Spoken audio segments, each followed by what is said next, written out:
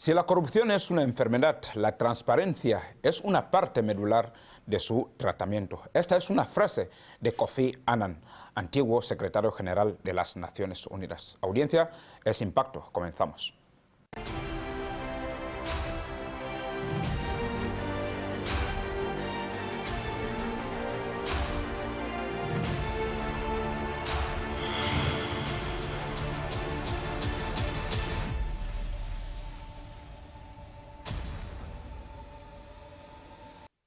Continúa la lucha contra la corrupción en nuestro país y ya sabemos que el actor principal de esta lucha es el vicepresidente de la República, Nguema Biang Mangue, quien hasta estos momentos sigue haciendo todo lo posible para acabar con esta lacra en nuestra sociedad.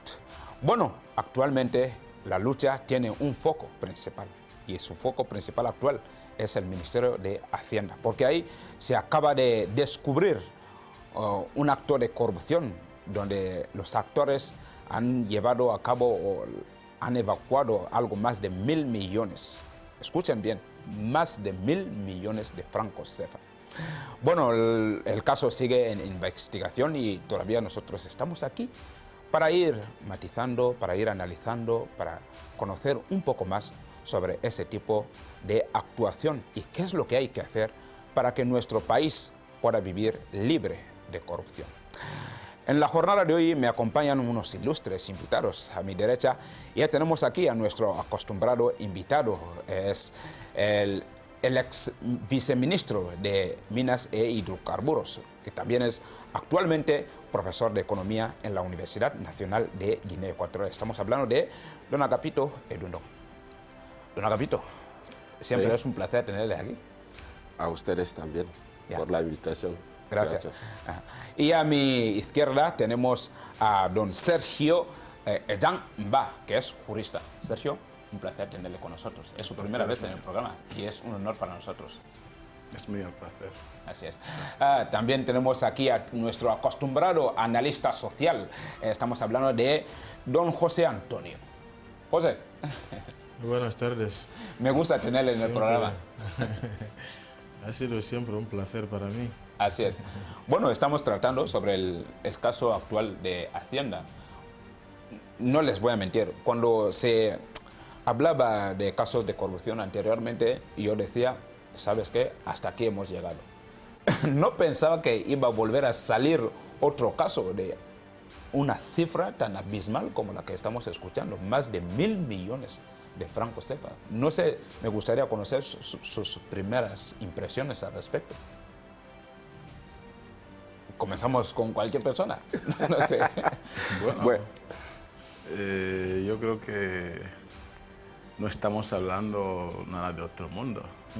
Hay que tener en cuenta que el tema de la corrupción, hoy en día en pleno siglo XXI, es un tema que se hace mención en todos los estados del mundo. Así es. Guinea Ecuatorial no puede quedarse al margen al ser un estado de derecho, encima a un estado de explotación y exploración petrolífera. Sí, así. O sea que donde su sistema económico es el sistema de libre mercado.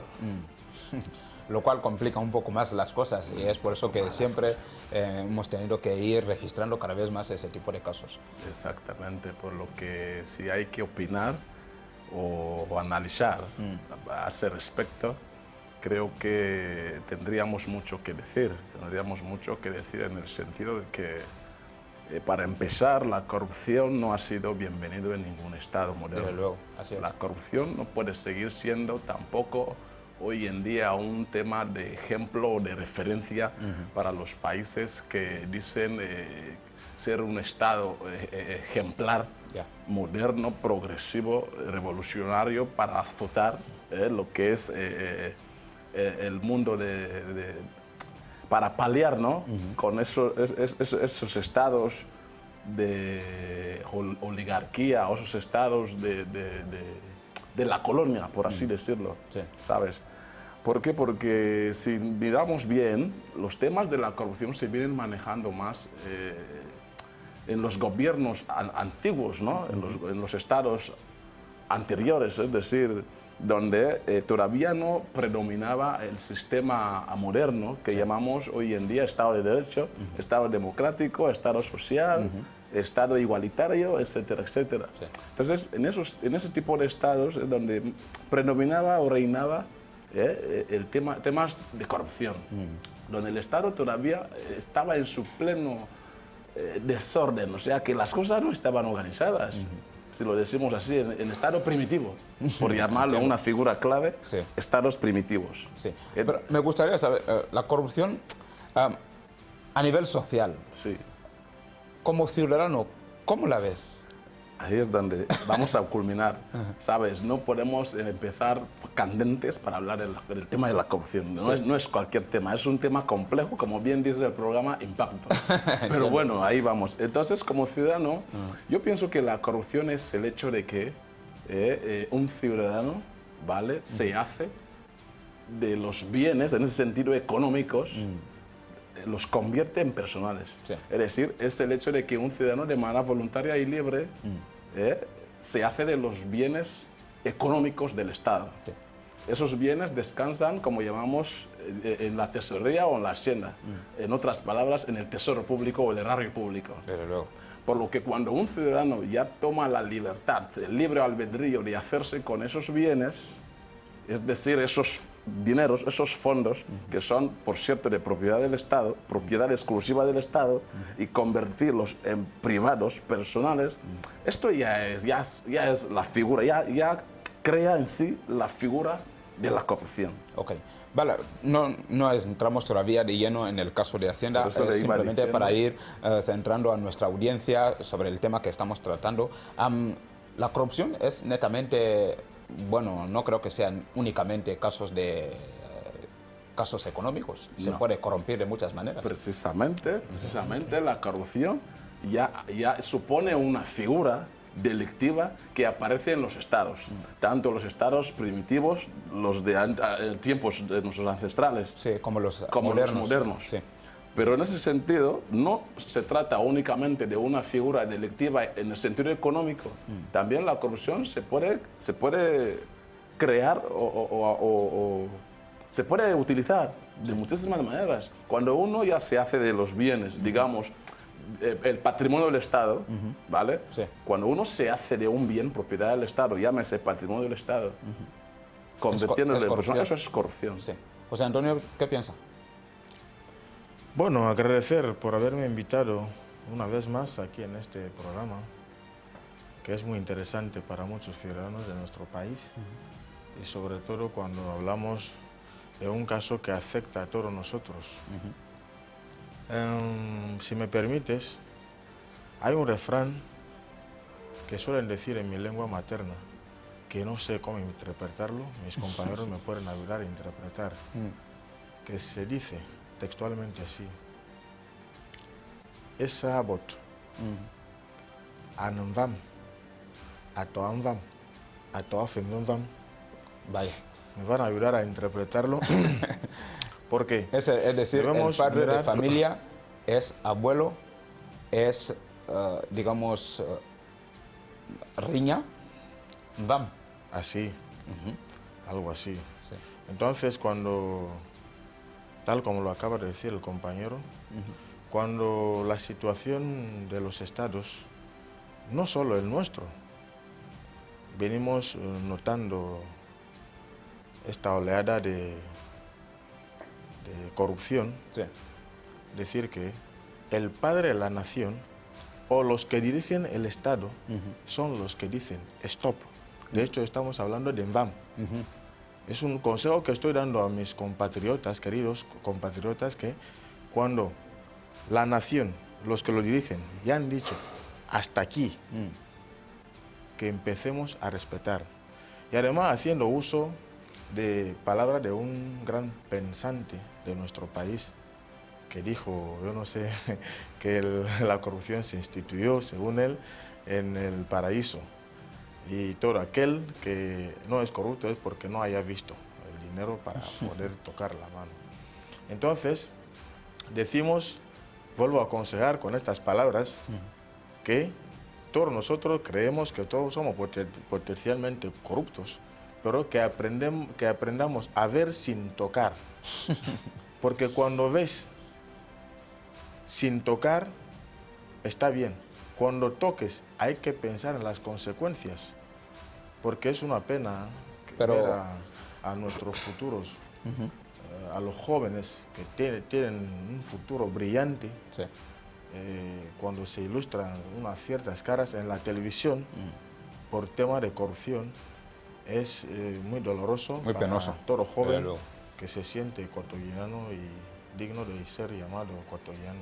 Sí. Okay. No sé lo que piensa don Agapito, antes de que entremos de lleno.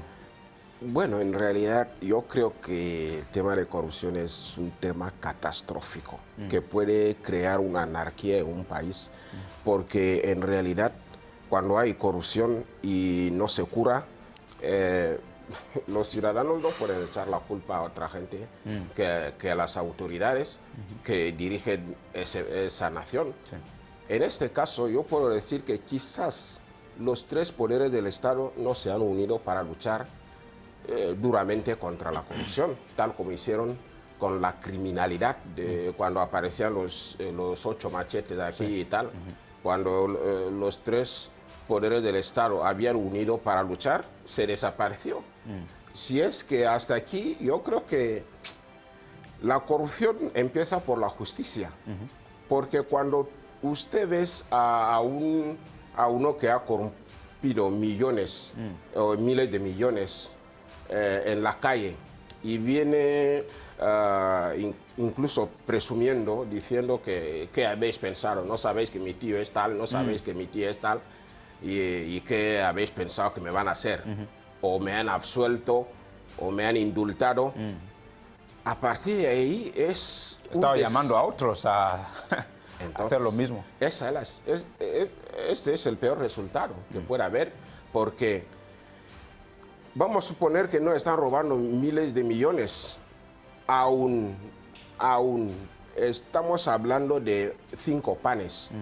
Si 5 panes son para 5 niños y uno de ellos lleva 3 para que los 4 coman solamente 2, eso es anormal. Sí, así es.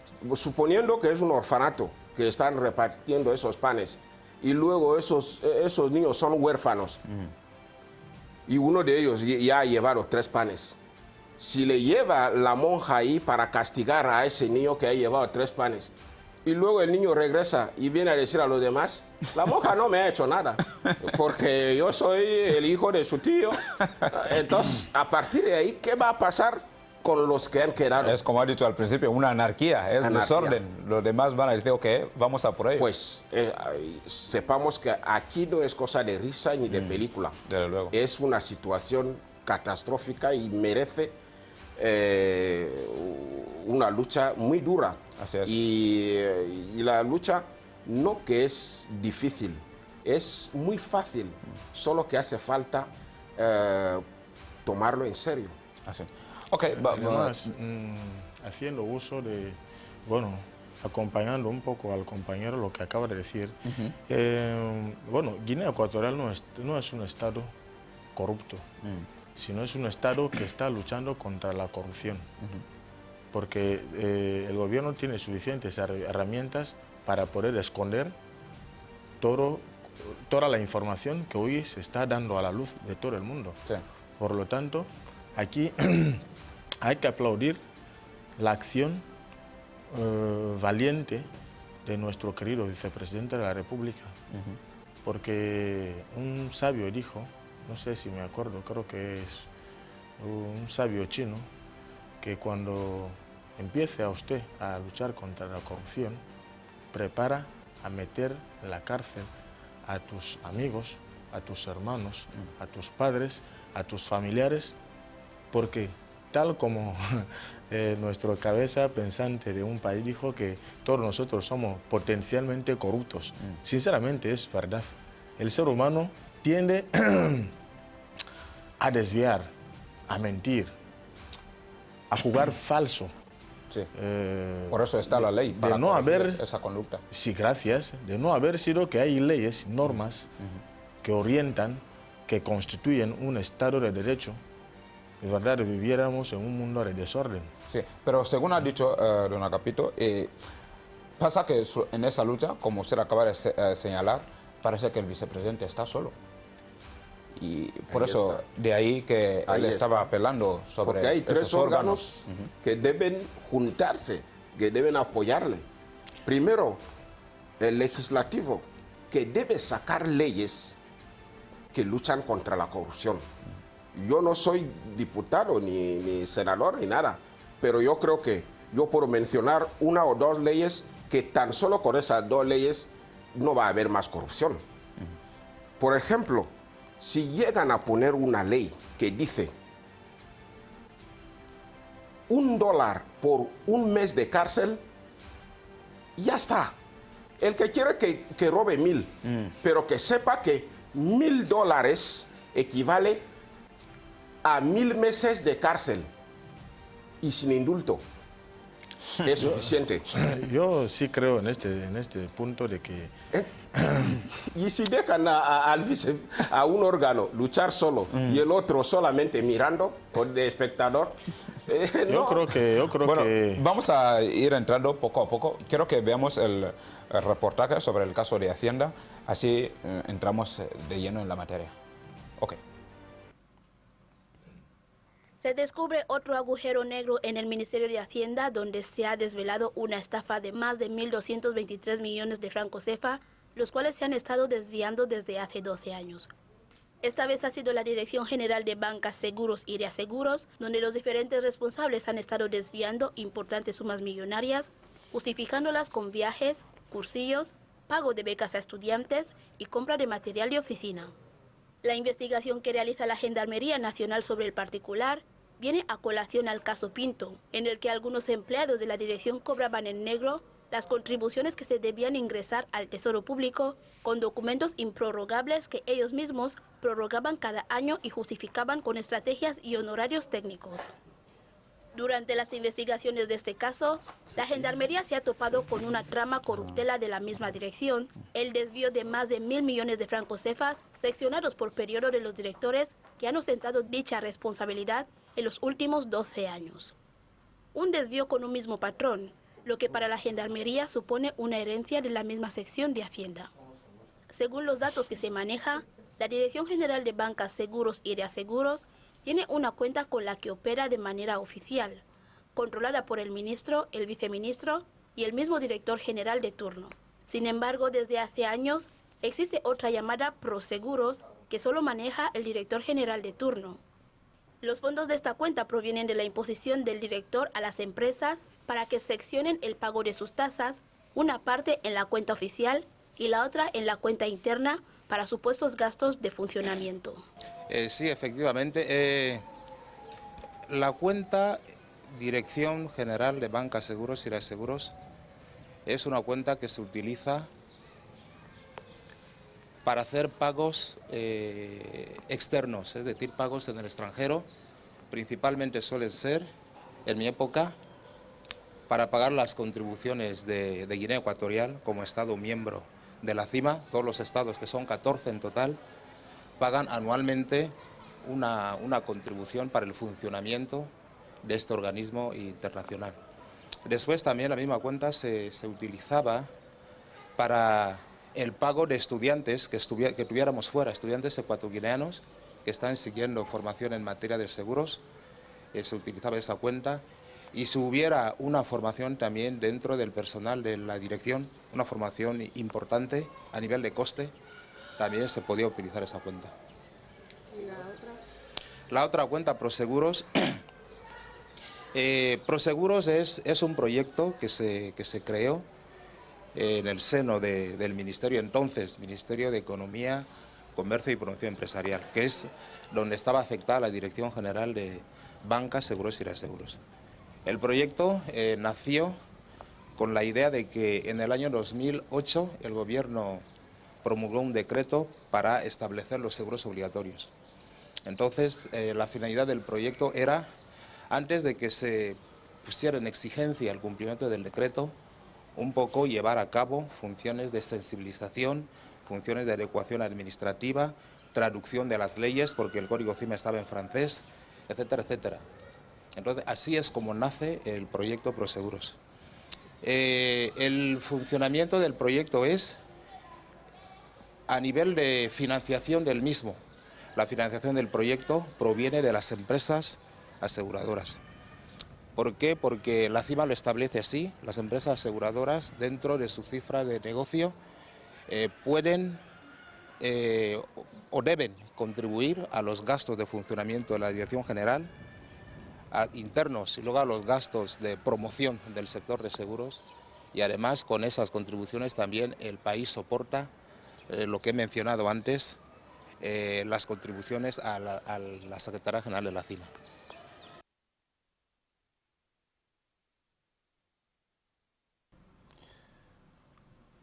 Bueno, ese es el caso que tenemos en mano sobre el acto, este caso de corrupción en el Ministerio de Hacienda, concretamente en la Dirección de Bancas, Seguro y Reaseguros. No sé qué piensan sobre lo que hemos escuchado hasta este punto. Sí, como hablaba el compañero Agapito acerca de la influencia, es decir, el compañero señalaba más participación en los tres poderes del Estado. O sea que en ese sentido él está sugiriendo, está apelando más sinergia entre los tres estados que maneja nuestro. Sí. En ese sentido que son el Ejecutivo, el Legislativo y el Judicial.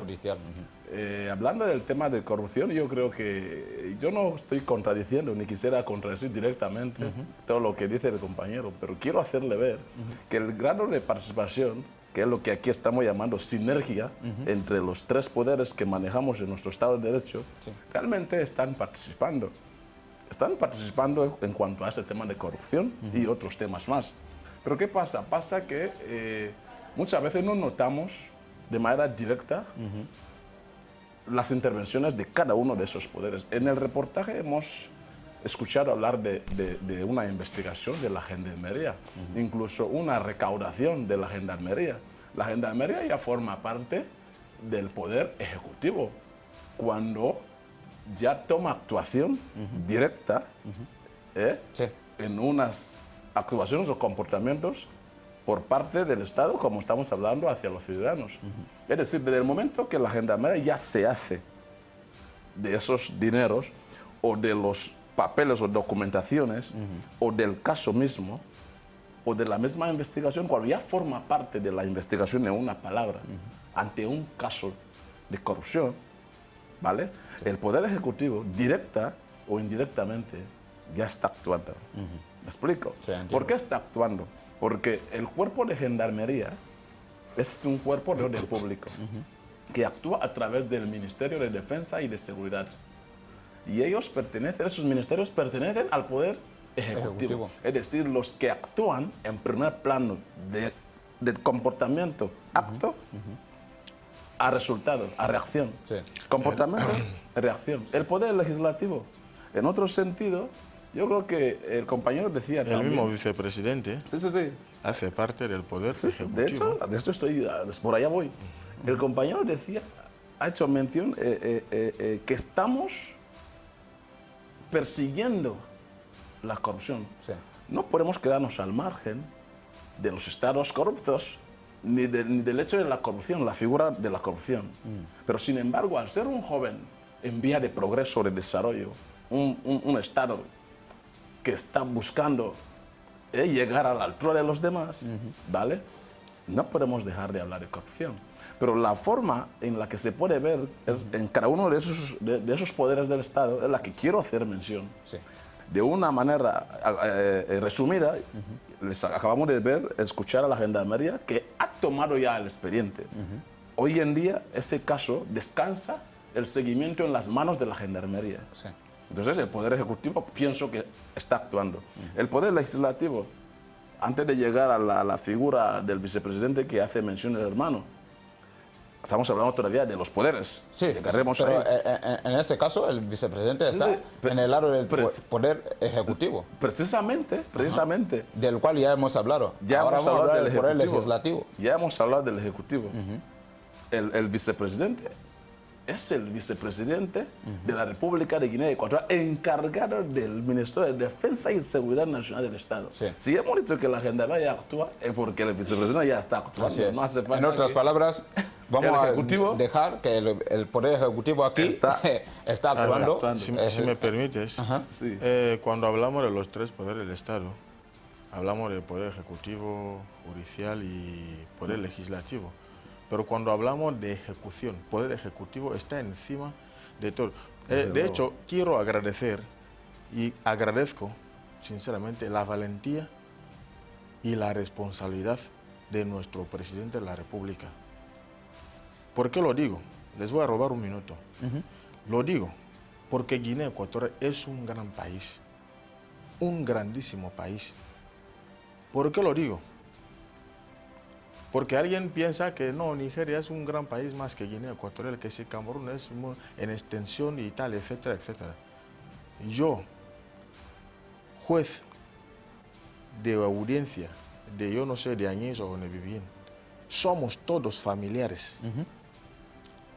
Para sacar conclusión de detener a un cierto individuo y meterle en la cárcel aquí en el país, señores, no es poca cosa.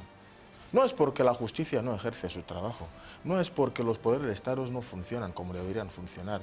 Nuestro sistema nos deja un poco perplejos a la hora de tomar una decisión. Imagina que vas a dictar una norma que manda a tu cuñado en la prisión. Es que no es poca cosa. Debemos felicitar a las autoridades del país hasta entonces. De hecho, estamos mínimamente llamando la atención a los ciudadanos que incurren hasta entonces en estos errores, que si los mandatarios ya han dicho stop a esta situación, es porque velan por el bien de nuestro país. Sí. Imagina cuando ya empieza a saber que los hermanos de algunos dirigentes, los cuñados, su suegra ya se van en la cárcel por una situación. Por favor, hay que tomar un parón y empezar a reflexionar. Sí. Quiero saber lo que Luna Capito piensa sobre esto. Lo último que acaba de decir. Es decir, es muy difícil tomar acciones sobre un familiar, por ejemplo. Bueno, yo no creo que nada es difícil ni es fácil. Yo creo que cada persona debe hacer su trabajo. O sea, cada profesión o cada poder del Estado debe hacer su trabajo. Pero el Poder Judicial, me van a perdonar, está haciendo un mal trabajo, porque también casi es como si participa en la misma corrupción. No puede ser que hay delitos muy graves, por ejemplo, esa corrupción de falsificación de la firma del presidente. ¿Cómo? Es que en realidad cuando un corrupto ya ha llegado a ese nivel, encima del presidente, ¿quién más hay? No hay otra persona más. No lo hay. ¿Eso qué quiere decir? Esa persona debe ir a cadena perpetua, porque no debe aparecer en la sociedad, porque nos ha puesto en duda a todas las firmas del presidente, porque ya no sabemos si este señor o el presidente quien ha firmado el resto de los documentos. Vaya. Que desaparezca la administración que esté ahí. Pero cuando el Poder Judicial viene y dice, este señor va a estar 1 año de cárcel, o sea, esto es como un chiste.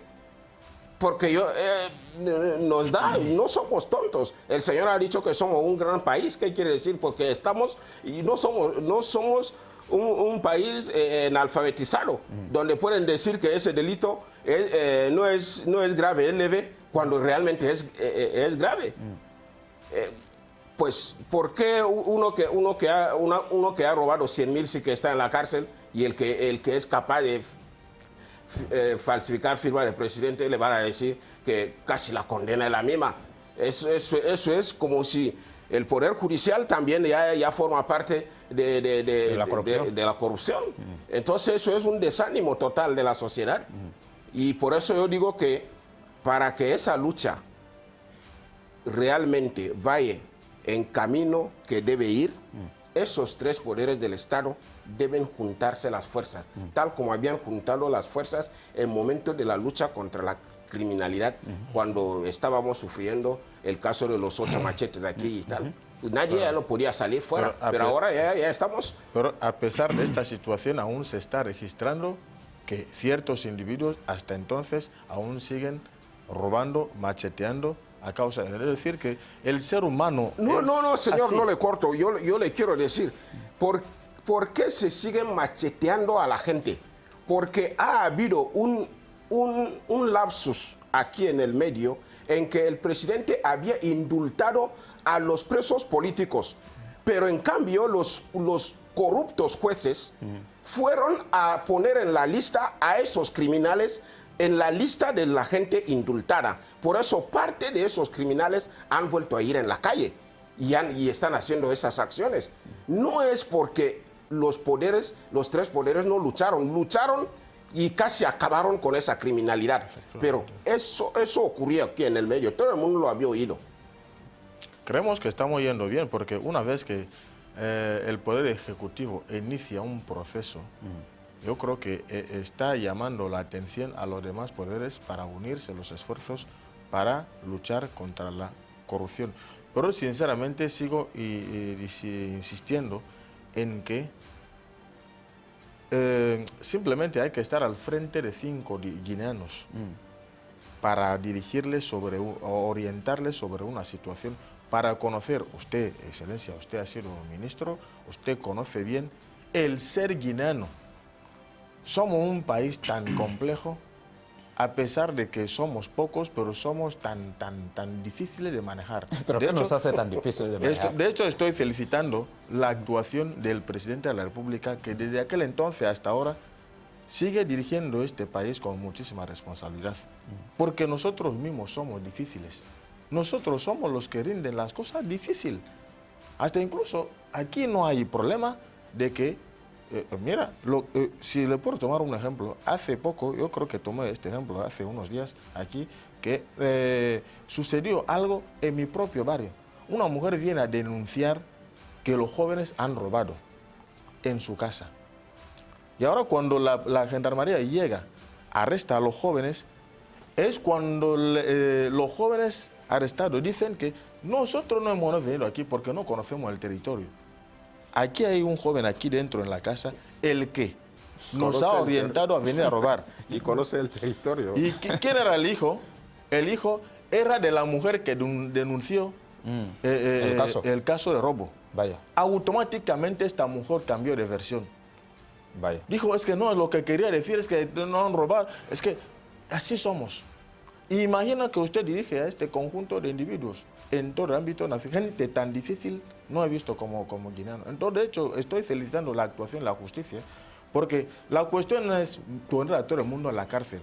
Usted y yo sabemos que si se pusiéramos a investigar todo el mundo, en todos los ministerios, en cada departamento, yo creo que faltaría más cárcel, cada casa de cada uno que hubiera una cárcel. Sí, Sergio. Por lo tanto, el Estado debe ser un poco flexible. El mismo presidente lo dijo, que el que puede venir a demostrar que ha dejado una herencia o ha heredado algo de su padre, que es rico en Guinea Ecuatorial, que levante el dedo. Si la gente son rica, es porque la administración estaba siendo flexible con ellos y han aprovechado el desvío de dinero. Y ahora que el mismo Estado, a través de sus jefes, dicen que stop a la corrupción, aconsejo y sigo aconsejando a los hermanos que, por favor, podemos ver, pero dejar de poner la mano. Es muy difícil lo que acaba de decir. Ver y dejar de poner la mano. Sí, tal y como iba puntualizando con anterioridad, y al igual que están opinando los compañeros, ¿vale?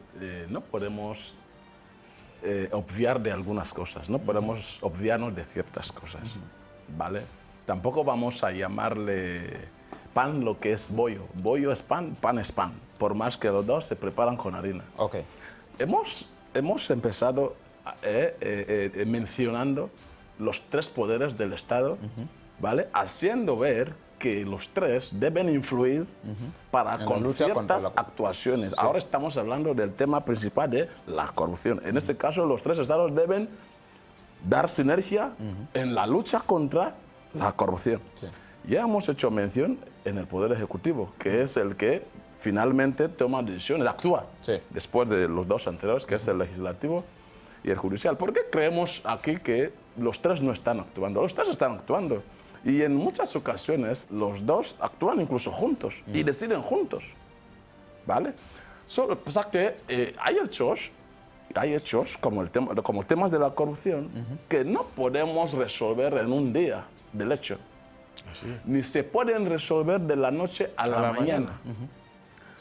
He empezado diciendo en el programa de hoy, respecto al tema de la corrupción, que la corrupción nace en todos los estados del mundo. Sí. Y Guinea, como Estado de Derecho, como un país, no puede quedarse al margen. ¿Qué es lo que pasa? El compañero ha hecho mención a la anarquía. Los estados de anarquía fueron estados de la antigüedad. Hoy en día, en pleno siglo XXI... puede llegar a crear la anarquía. Puede llegar a crear la anarquía, pero vayamos a ver la realidad de en pleno siglo XXI, que estamos en un estado moderno. Aquí yo veo que entra en juego el Poder Judicial. Por más que no parezca a nuestro grado de satisfacción en el momento dado de la comisión de los hechos, sí, pero aquí el Poder Judicial está trabajando. Lentamente, rápidamente, vamos a ser un poco más concretos. Vamos a ser un poco más concretos. El Poder concretos. Judicial está trabajando. Sí. ¿En qué sentido está trabajando? Porque evidentemente somos los mismos ciudadanos que vemos la corrupción a través de los medios, incluso a veces en los departamentos donde trabajamos, si te da la ocasión. Somos nosotros mismos también los que vemos cómo un juez condena o absuelve a un presunto autor de delito de corrupción. Sí. Por eso creemos que el Poder Judicial está trabajando. El Legislativo, aquí poco o mucho ya tenemos algunos instrumentos jurídicos que a un ciudadano X que se hace de los bienes ordenados del Estado, los fondos del Estado, ya se le puede capturar a través de esos instrumentos jurídicos. El hermano ha mencionado hechos con anterioridad diciendo que el mismo Estado que fue flexible en los años 100, año luz, es el que hoy en día también ya ahora está dando diciendo exigencia. Sí. Entonces, no significa en ese momento que no había instrumentos jurídicos. Ese Estado que fue flexible, había instrumentos jurídicos suficientes, no sabemos, pero había. Sí, yo creo que todos estamos diciendo lo mismo. Porque, y en cambio, la parte de don Agapito, a lo que se refiere, quiero decir, por ejemplo, el Estado que antes era flexible, ahora está dando un punto final, está siendo exigente, pero de esa exigencia estamos hablando. Donde estamos diciendo que deben intervenir los tres poderes para que realmente haya eficacia en esa exigencia. Es decir, si uno ha cometido un acto de corrupción, que sea penalizado como tal. Exactamente. De hecho, en la línea de intervenciones que estamos opinando, creo que todos estamos coincidiendo en lo mismo. Sí. Solo que cada uno a lo mejor tiene una perspectiva un poquito más distinta. Entiendo. En ningún momento los tres poderes no han dejado de funcionar y de actuar. Sí. Lo que estamos exigiendo en la actualidad, el ciudadano moderno, el ecuatoriano, es el hecho de que uno se haga de más de 1.000 millones, como hemos visto en el reportaje, los convierta en bienes personales. O uno se haga de edificaciones del Estado en propiedad privada y que se quede inmune e impune ante la actuación pública. El Estado está actuando a través de sus tres poderes. Pero ¿cómo responde a eso? ¿Cómo respondo a eso? Sí, el hecho de que una persona que haya cometido ese tipo de atrocidad continúe. Son actos que estamos condenando rotundamente. Hoy en día, cuando digo estamos, estoy siendo parte de la lucha de la corrupción. Sí. ¿A través de qué? A través de la misma figura del presidente de la República. Si el presidente de la República ya es el primero en encabezar y el vicepresidente de la República como segunda figura del país también contra la lucha de la corrupción, entonces yo creo que como ecuatorianos no nos queda de otra que participar y colaborar. Entiendo.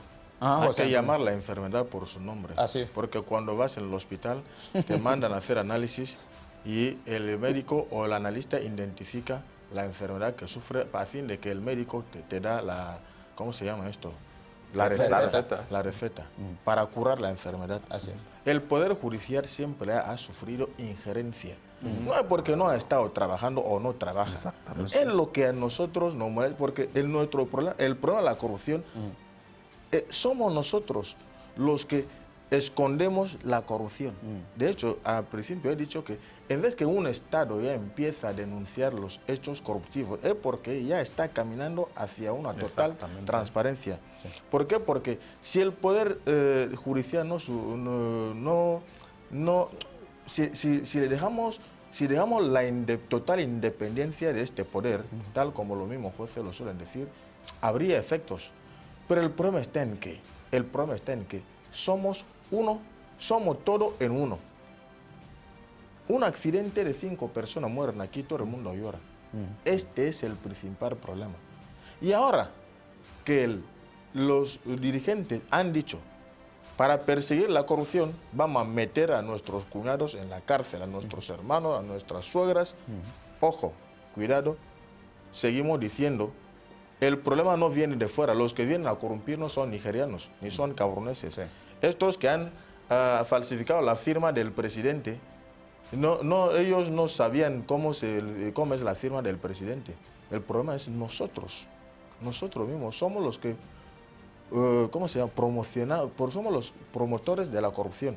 Y además, uno desvía más de 1.000 millones. Es incapaz de cavar un pozo en su barrio donde vive. Construye un vallado de más de 5 metros. Lo electrifica por todas partes para vivir solo con lo que ha robado el pueblo. Es decir, un delincuente enchaquetado. Un ladrón, es decir, que esta gente que van viviendo mal, estos lugares, estas carreteras que no han terminado, estas escuelas, estos hospitales, estos proyectos, buenos proyectos que el gobierno ha realizado o sigue realizando, si no están conociendo su estado de aceleración, es porque tú te has hecho con más de 2.000 millones, señores. Desvía 10 millones, 20 millones, construye tu casa, envía tu... Pero 2.000 millones, 4.000 millones, ya es un abuso. Es así. Vamos a continuar. Vamos a ver la misma noticia, es el mismo caso, pero enfocado de otra manera, hablando sobre todo de los mismos personajes que han llevado a cabo esa acción de, digamos, desvío de fondos estatales. Veamos la noticia. Sí, hombre, el libramiento siempre va a nombre del director, el libramiento no va a nombre de... Los propósitos que explican los directores van en sentido contrario con los datos que maneja la Comisión de Investigación. La Gendarmería ha tenido acceso a los movimientos económicos de esta dirección. Por ejemplo, cada vez que se ingresaba el dinero a la cuenta Proseguros, inmediatamente se transfería una parte en la cuenta personal de Ronaldo Asumu Oye, quien entre 2017 y 2018 ya había recibido la cantidad de 93 millones y la Gendarmería no entiende por qué los gastos de una dirección se deben transferir a la cuenta personal de un empleado. Los fondos, una vez que, como ha dicho el señor, solicitamos un libramiento para un viaje puntual de la dirección. Como he explicado antes, fui el primer director general que ostentaba el cargo fusionar a las dos direcciones, entonces hay viajes que son de bancas, hay viajes que normalmente son de seguros, entonces a veces el proceso de la liberación de los fondos a nivel del gobierno tardaba y era necesario la presencia del director y su equipo en algunos de los viajes. Entonces cuando se solicitaban los fondos y los fondos no llegaban a tiempo, el director general liberaba los fondos a través de la cuenta de la dirección, y una vez que regresamos del viaje y encontramos que los fondos habían sido liberados del Estado, entonces se utilizaban esos fondos para seguir con las actividades de la dirección, como había explicado en mi declaración. Si son montos elevados, para no, como dije en la declaración, para no sacar el dinero en efectivo, para que se envíe a la cuenta del funcionario para dar en una comisión ad hoc, entonces trabajaban mucha gente. Entonces, si es un monto un poco elevado, el riesgo de que vaya un funcionario al banco, coger el dinero, y traerlo físicamente para ir repartiendo las dietas de las comisiones ad hoc. Entonces, por eso precisamente evitaba el tema de manejo de dinero en efectivo.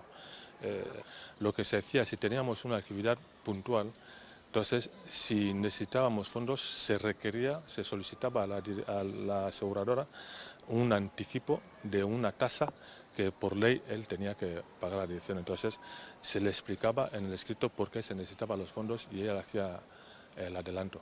Cuenta de proseguros existe como entré en el 2015, encontré que la cuenta de proseguros ya existía. Entonces no la crea el director general que estuvo en el del 2015 al 2020. La cuenta, si mal no me informo, existía de mucho antes. El otro patrón de estrategia seguido por todos es la de pedir un libramiento para un viaje de trabajo y si no sale a tiempo, se saca en la cuenta Proseguros. Sin embargo, si a la vuelta encuentran el pago solicitado, se lo quedan y no se devuelve a la caja para reponer lo gastado. Por otro lado, en otras ocasiones se solicitaba un adelanto a las empresas, según los involucrados, para cuestiones personales de un empleado. El cheque se firmaba a nombre de la persona física y se prometía compensación el día del pago legal de las tasas de parte de las empresas. La otra parte sospechosa que reafirma la teoría de trama de corrupción es que entre todos los directores hubo una mujer, Benita Ebanzan, que nunca hizo uso de estas cuentas para ingresos ni reintegros.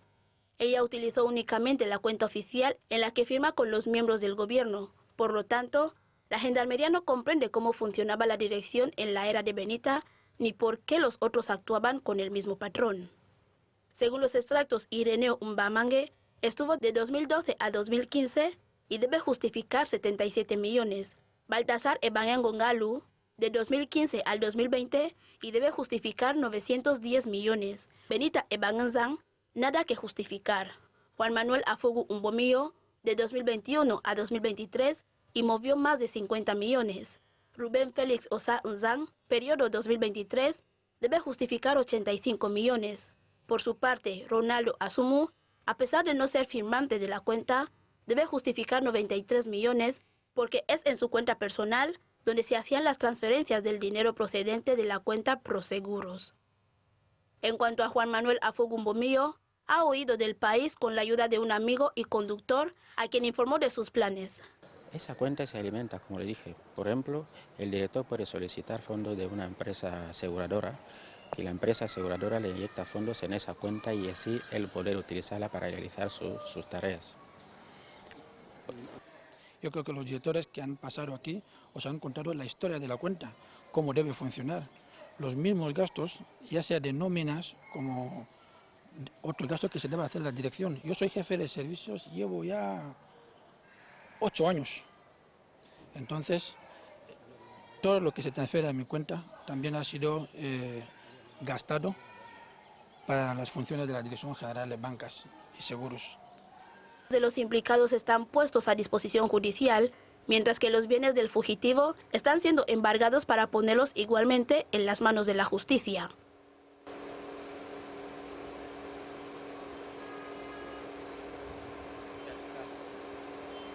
Bueno, señores, yo principalmente desde mi punto de vista, si me dicen que una moza de limpieza ha desviado algunos objetos de limpieza, podría entender que a lo mejor el salario no le llega o que le hace falta alguno de esos objetos en su casa. Pero estamos hablando de directores de una entidad pública. No sé cómo son sus salarios, pero... Y no solamente esto, también aquí se está hablando de una cuenta personal. ¿Es posible que los dineros de una entidad se pueda ingresar en una cuenta personal? Bueno, en primer lugar hay mucho que hacer en nuestra administración, porque hay muchas cosas anormales en nuestra administración que hace falta reestructurar. Económicamente, yo hablo de punto de vista económico, yo no sé, sí, yo no hablo de punto político. Sí. Porque no es normal que una empresa autónoma de un sector, el director de esa empresa va a cobrar más que el ministro de este sector. o quizás equivalente. Por ejemplo, el director de GETESA, ¿cómo va a cobrar más que el ministro de Telecomunicaciones? Eso es anormal. Como el director de SEGESA también va a cobrar o más o igual que el ministro de Electricidad. Esto es anormal. Yo lo veo anormal, muy anormal. Si queremos economizar dinero, si realmente decimos que ya hay crisis, pues que las empresas, algunas empresas que no son rentables, primero que se liquiden. Y segundo, que se reestructuren los salarios para que no haya conflicto entre el ministro del sector y el director de la empresa autónoma del sector. Porque esas cosas hacen que haya también, crean focos de corrupción también. Porque el ministro va a ver como una amenaza económica al director de la empresa autónoma del sector y va a tener él mismo para que no enseñe sus manos, pero va a utilizar a los directores que tienen su ministerio para que hagan ese tipo de trucos que estamos viendo aquí y simplemente porque la situación no da. Sí. Si cogemos ahora Ministerio de Hacienda, dentro de Hacienda está banca y seguro y reaseguro, tal como hemos visto aquí. Los directores de los bancos, ¿cuánto cobran frente al ministro de Hacienda, que es la que tiene la economía del país?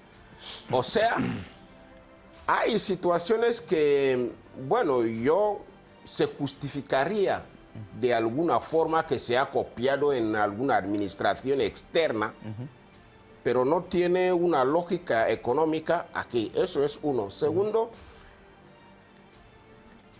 yo en temas de corrupción, tal como he dicho, que hace falta que los tres poderes pongan pilas para luchar y terminar, porque yo soy profesor de la UNGE. Yo llevo más de 22 años como profesor de economía en la UNGE. Yo veo como la mayoría de estudiantes no tienen becas y sufren, pero cuando le informan tema de corrupción, de que en vuestra universidad estaba sobrando más de 300 o 500 millones cada año, que son más que suficiente para dar becas a todo el mundo. A esta situación, pues no podemos tomarlo como si fuese un juego de ajedrez o bien como una cosa virtual, como si fuese una cosa de película. Tenemos que tomarlo con seriedad porque estos jóvenes están estudiando con dureza, pero no porque no hay medios. Sobran medios, pero que lo decía una persona, o tres, o no sé, o un grupillo. Son situaciones que hace falta reestructurar y tomar esas situaciones con seriedad. Sí. Y si he cogido ejemplo de la UNGE y así los demás. Sí. No sé si quieren señalar algo al respecto. De Hacienda, es decir, que y cuando ya son... es que... de verdad, si cogemos un ejemplo bíblico, lo que hizo que Dios quemara la ciudad de Sodoma y Gomorra era porque la gente veían lo anormal como es normal.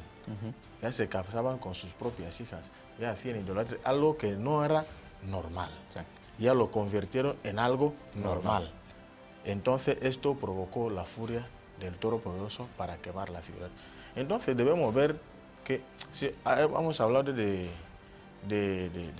cuentas personales, como un dinero público se te lo van a ingresar en tu cuenta personal. El Estado sí que nos subvenciona a todos. ¿Cómo es que tú sí que ya sacas dinero en tu propia cuenta para resolver los problemas de una institución, la institución que te paga? A partir de ahí, en cualquier esquina que lo puedes explicar, automáticamente, sin necesidad de explicar, van a entender automáticamente que aquí hay algo anormal. Es lo que llamamos corrupción. Sí. Debemos evitar de ver lo que es anormal como una cosa normal. Porque la corrupción en nuestro país no debe ser normal. Que tengan piedad de los que sufren, de los pobres, hasta incluso África, nuestro continente, aún no necesita hombres y mujeres ricos y ricas. Si fuésemos nosotros sentimentalistas, lucharíamos contra la pobreza, contra el hambre. Mira, mucha gente piensa que cuando te dicen que hay que cambiar, usted piensa que Luis va a empezar a cambiar. Empieza a cambiar. Usted ha visto el reportaje, cómo sacan la diferencia entre los directores y otra directora que ha estado, pero trabajando honestamente. Pues cuando ella regresa a su casa, pobre, pero está con su mente tranquila y de haber prestado dignamente sus servicios al Estado. Y ahora bien, usted regresa a tu casa o en la cárcel con 2.000 millones en tu cuenta. ¿Cuál es tu conciencia? ¿Qué es lo que dices en tu interior?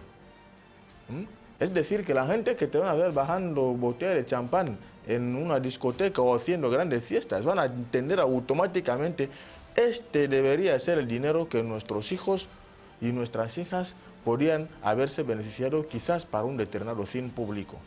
Entonces no es bueno identificarse en la sociedad como un delincuente bien vestido, un delincuente enchaquetado, que miremos que ya, además, lo colmo de nosotros aquí es que se les enseña las caras con todos los asteriscos, es decir, que cuando uno va a pasar con su vehículo o lo que, van a decir: hey, ahí está. Dinero robado, delincuente. Entonces, estos sí que son delincuentes, porque los ladrones que van macheteando o cogiendo son desgraciados, son desesperados, porque tú robas teléfono a alguien, tú le macheteas, es decir, que tú mismo ya no estás en sí. Deberían llevarte a un centro psiquiátrico para mirar su estado mental. Pero el ladrón es aquel que planea conscientemente cómo dañar y sacar, y lo coge y empieza a enriquecerse. Y lo peor de ellos, si meramente si haríamos obras sociales, uno construye unas casas de viviendas, sube, no mire el salario interprofesional cómo está. Una casa ya está a 500.000, 300.000. ¿Tú has mirado cuánto tus hermanos cobran? No, no es para él, a pesar de que es dinero público que tú has robado para hacer estas obras. Uno construye una escuela para matricular a tu hijo, ahí dentro te pone un sinfín de cosas que hasta tú te quedas asfixiado. Es decir, que no están contribuyendo para nada. Solo están mirando solo para ellos, que seamos un poco compasivos para con nuestros compatriotas, que miremos el ejemplo del mismo jefe de Estado que sacó este país a la nada. Os ha dado esta flexibilidad para que mismamente el guineano también puede tener cara ante la opinión internacional, ante el resto, que podamos sentirnos orgullosos de nuestro país, porque tanto hemos sido humillados por toda parte como el país más pobre del continente. Ahora que Dios nos ha bendecido, ha valorado nuestros esfuerzos, tenemos un buen presidente que vela para que Guinea Ecuatorial siga conociendo éxito, no abusemos, que colaboremos con nuestro presidente que nos ha dado tantas oportunidades mínimamente y además, amén de ello, nos ha dado confianza para ganar estos puestos, altos puestos en la administración. Vamos a corresponderle con un poco de dignidad, con un poco de amor. Vale, vamos a ir concluyendo sobre el caso. Me gustaría algunas breves conclusiones, Sergio. Sí, yo pienso que más claro no se puede ser. Los hechos son manifiestos. Es suficiente escuchar a los reporteros, ver las imágenes, ver los registros, las nóminas, todo eso, los mismos testimonios, declaraciones de los supuestos estafadores. Es suficiente ver que la corrupción ha sido manifiesta, pero ya es hora para ir dando fin a ese tipo de actuaciones o comportamientos por parte nuestra como ciudadanos que aman a nuestro país, que queremos a nuestro país. Guinea Ecuatorial es de todos los ecuatorianos, Guinea Ecuatorial es de todos. Y por lo tanto, si Guinea Ecuatorial es de todos, todo lo que pertenece a Guinea Ecuatorial, en este caso Hacienda, Tesorería, también es de todos los ecuatorianos. Desde el momento de que un ciudadano X ya se hace dueño de más de una cifra de 1.000 millones, 2.000, 90 y pico, por favor, aún tenemos un montón y un montón de necesidades que cubrir todavía para el desarrollo de nuestro Estado o nuestro país. Solamente aquí animarle a nuestro gobierno, a nuestras autoridades, para que esos casos lleguen a una conclusión final de una manera que todos estén felices o satisfechos. El hermano ha hecho mención aquí que si aplicamos o exigimos la corrupción, como la ley manda, están ahí nuestros primos, nuestras madres, nuestros parientes, etc. Pero si miramos bien las cosas desde ese punto de vista, entonces también sería una manera de decir, vale, cada uno puede ir a Hacienda y buscar sus antimañas, su estrategia para sacar 50 millones y serse rico. ¿A quién le amarga un dulce? Entonces todos iríamos a Tesorería y buscar antimaña para sacar millones ahí y decir, no, son primos, son hermanos. Entonces ya es hora también para pedir a nuestras autoridades a través del gobierno o al gobierno a través de nuestras autoridades que pongan fin a esto. Desde luego felicitamos. Sí. Felicitamos bastante, con todo el corazón, sinceramente, al comportamiento que el gobierno de Guinea Ecuatorial está adoptando en los últimos años. Sí. La corrupción ya no se está haciendo a la ligera, al azar, de la noche a la mañana como se veía en los casos anteriores. Hoy en día está siendo muy perseguida. Si la gente ya sale a imagen, de hecho, te pillan, entonces te lanzan la imagen, es porque ya es una forma de ver que, mira, esos hechos ya no se están dejando. Hemos hablado de flexibilidad en los años anteriores, sí, cuya flexibilidad ya se está dando ahora, pero con mucha lupa. Sí. En conclusión aquí, que los delitos dejen de cometerse, porque un Estado de Derecho no puede dar bienvenida a los delitos. Hemos hablado de Estado de Derecho, entonces vamos también a dar fin y cierre a los actos delictivos. Cualquier acto delictivo vamos a darle fin. Okay. Porque sería lo contrario decir que somos Estado de Derecho y nosotros damos la bienvenida, dejamos una puerta abierta para los actos delictivos. Okay. Muchas gracias. José Antonio, ¿alguna conclusión? Sí, una breve, conclusión es que, sinceramente, volver a agradecer a nuestro gobierno, a nuestro hermano mayor, pedir a Dios a que le cubra por el trabajo que está haciendo, porque es un trabajo que va a sacudir a todos. A todos. Si digo que no voy a estar ahí, no sé qué es lo que voy a hacer el día de mañana. Yeah. Entonces, es un poco esto para que... además, también pedir perdón si he dañado la sensibilidad de alguien. Aquí estamos analizando cosas reales de nuestro país que nos duele a todo el mundo. Entonces, por lo tanto, que la gente no piense que somos seres vivientes eternos. No es nada personal. De que vamos a dejar nuestros puestos de trabajo y otros los van a ocupar, y además vamos a dejar esta tierra y nuestros hijos van a quedarse. Entonces, es mejor dejar un buen legado y una buena herencia. Gracias. Bueno, en primer lugar, espero que, tal como ha dicho el compañero, que reconoció que el Poder Judicial está sufriendo un acoso, por decirlo así, para poder trabajar. Es una de las cosas que la sociedad no sabe, pero cuando lo manifiesta así nos damos cuenta de que el Poder Judicial no puede tomar sus sentencias independientemente, sin ninguna presión. Pero la sociedad piensa que son ellos los que están haciendo cachondeo y no quieren tomar las cosas serias. Lo otro es decir que la enfermedad va a terminar por sí sola. Eso sí, no es una magia, no va a terminar por sí sola.